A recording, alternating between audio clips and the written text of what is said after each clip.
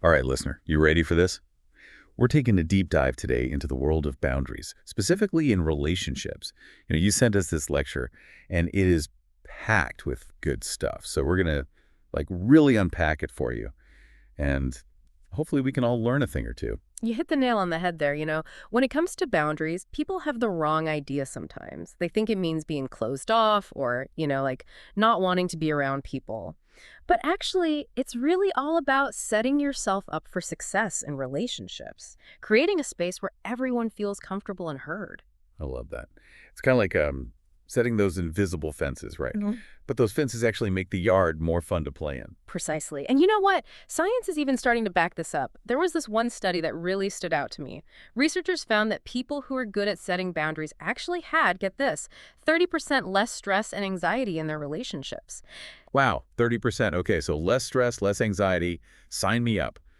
But I think a lot of us can relate to this feeling that setting boundaries is hard. Like, where does that come from? I know the lecture talks about that a bit. Yeah, it does. It's fear of rejection, I think, for a lot of people. They worry that if they say no to something, it's going to push people away. I mean, remember Sarah and Mark from the lecture? Sarah just wanted a little bit of alone time, and Mark took it super personally. Oh, yeah, that's such a classic example. I think we've all been there at some point. Right? Yeah. But, thinking about that example, I wonder if maybe Sarah also wasn't communicating her needs very clearly. I mean, maybe it takes two people to make that dynamic happen. Well, that's a really good point. Right. Yeah, you can't just throw up a wall and expect people to get it.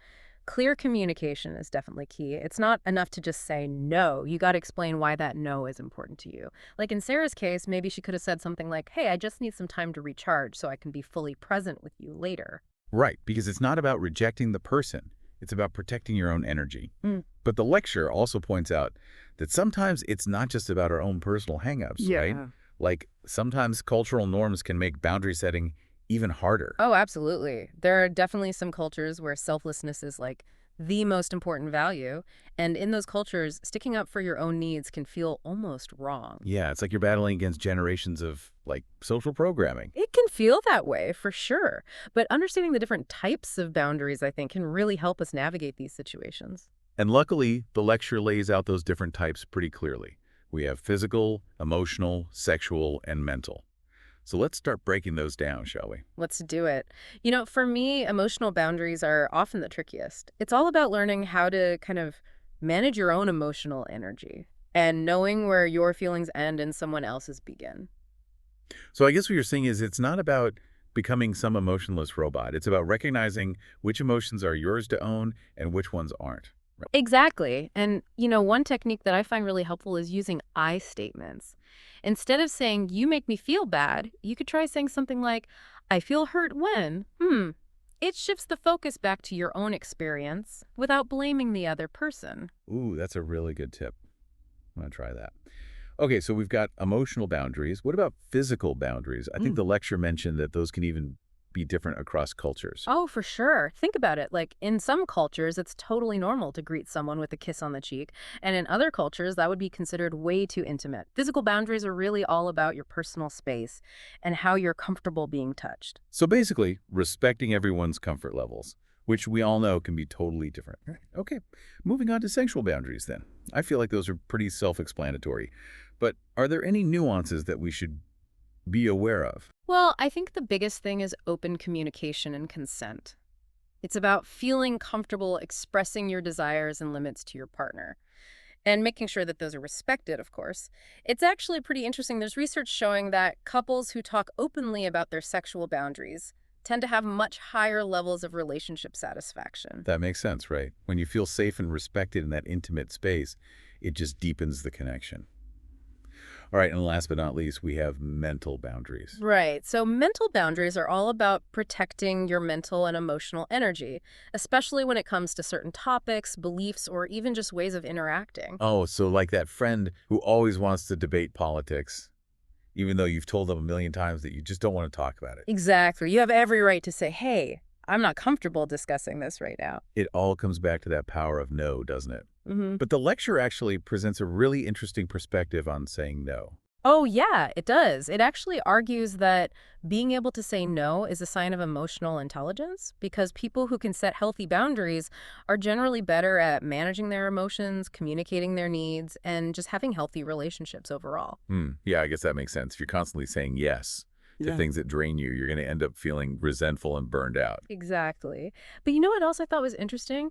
The lecture challenges this idea that saying no in romantic relationships automatically equals rejection. Because the reality is, in a healthy relationship, both people should feel comfortable saying no without feeling like they're jeopardizing the connection. Now you're getting it. But let's be real, Even when we understand all this stuff in theory, putting it into practice can feel really intimidating. It's true. Yeah. Which is why I'm super curious to talk more about the practical side of things. Like, Mm. what happens when someone crosses a boundary that we've tried to set? How do we deal with those tricky situations? Well, that's a great question. And I think that's what we're going to dive into next. That is the question, isn't it? Because, no matter how hard we try to communicate our boundaries, there are going to be times when they get crossed. It's so awkward, right? Like stepping on an invisible fence. Yeah. But how do we handle those moments without like making it worse? Yeah. And maybe even turn those awkward moments into something we can all learn from. I like that. Yeah, it's not about placing blame. It's more about, respectfully asserting your needs and just reinforcing those boundaries. Okay, so the lecture talks about this balance between empathy and assertiveness. Can you Yeah. break that down for us a bit? Sure. Empathy basically means like recognizing that the other person probably didn't mean to hurt you. And assertiveness is about, standing your ground and making sure you're treated with respect. So it's about saying something like, hey, I know you might not have realized this, but when you do X, it makes me feel Y, and I need you to stop. So it's like teaching someone how to play in your yard without destroying your flowers, Yeah. right? Yeah, exactly. And assertiveness doesn't have to be aggressive, right?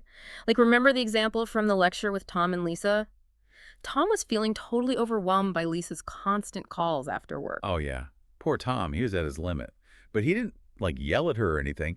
He just explained that he needed some time to decompress after work. Right. And the best part is, Lisa actually respected his boundary after that. Hmm. It shows that clear communication, the compassionate kind, can really make a difference. So it's really about choosing your words carefully.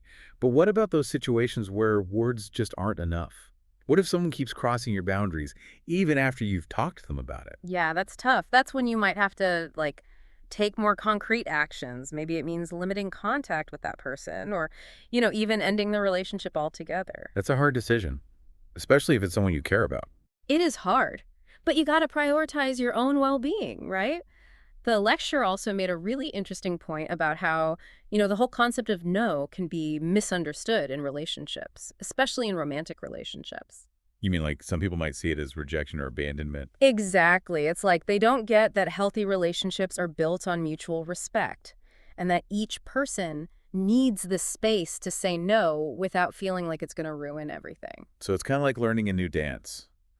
It takes time and patience and probably a few missteps along the way before you find a rhythm that works for both people. I love that analogy. And it highlights the fact that setting boundaries isn't a one-time thing. It's an ongoing process. It's about self-discovery, communication, and just constantly adjusting as you go. So as we wrap up this deep dive, what are some of the key takeaways? What should our listeners be thinking about? For me, it's that reminder that boundaries aren't about building walls to shut people out. They're about creating a space where healthy relationships can actually grow. And they're about recognizing that saying no isn't a weakness. It's actually a really powerful way to take care of yourself. Yes, exactly. And this brings me to a question that the lecture poses.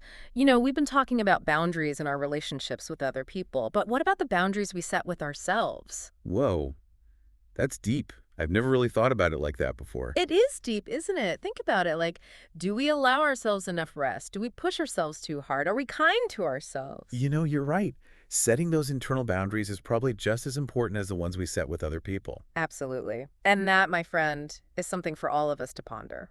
Wow, we've covered so much in this deep dive on boundaries, from the different types to the science behind them, and even some practical tips for when, things get a little messy. But before we wrap things up, what's really sticking with you from all of this? What really resonates with me is this idea that boundaries aren't about keeping people out. They're more about creating a space where relationships can really thrive. Like clearing out the weeds so the good stuff can grow. I love that analogy. It really flips the script on that whole idea that boundaries are selfish, when really it's an act of self-respect. Hmm. And ultimately, it helps everyone involved. Exactly. When we take care of our own needs, we can show up for others in a much more genuine way. So listener, as you're listening to all this, what's standing out to you? What are you feeling inspired to try out in your own life? And remember, this is a journey, not a race. Be kind to yourself, try different things, and don't be afraid to adjust your boundaries as you go. That's such a good point.